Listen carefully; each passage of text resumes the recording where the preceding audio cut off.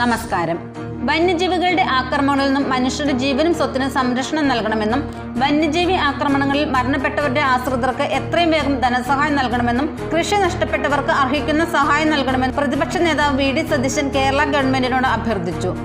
UDF സംസ്ഥാന committee ആഹ്വാനം ചെയ്ത മലയോര യാത്രയുടെ ഭാഗമായി കോടനാട് DFO ആസ്ഥാനത്തേക്ക് നടത്തിയ മാർച്ചിന്റെ സംസ്ഥാനതല ഉദ്ഘാടനം ചെയ്ത് സംസാരിക്കുകയായിരുന്നു അദ്ദേഹം.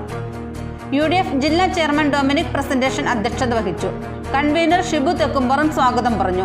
Benny Behanan MP, Eldhose Kunnappilly MLA, Anwar Sadath MLA, DCC president Muhammad Shiyas, മുൻ MP KP ധനപാലൻ, മുസ്ലിം ലീഗ് ജില്ലാ secretary advocate VE Abdul Gafoor, Zakir Hussain, ജില്ലാ panchayat president Manoj Muthedan, Basil Paul, NO George, PK Muhammad Kunju, S ഷഹറഫ്, O Devasi, MM Shah Jahan എന്നിവർ സംസാരിച്ചു.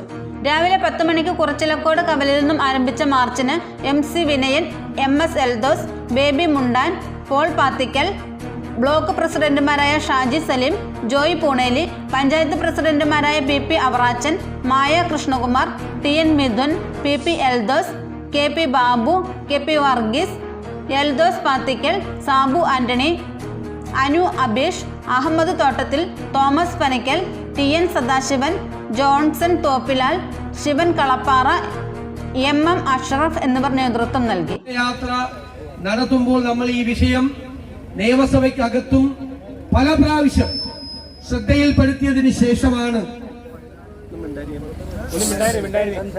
മലയോര സമരയാത്രയുമായി നമ്മൾ നീങ്ങിയത്. ജനങ്ങളുടെ വിഷയങ്ങൾ ഉയർത്തിക്കാട്ടിക്കൊണ്ട് അതിന് പരിഹാരമുണ്ടാകണം എന്നുള്ള ശക്തമായ ആവശ്യമാണ് മലയോര സമരയാത്രയിൽ ഉന്നയിച്ചത്.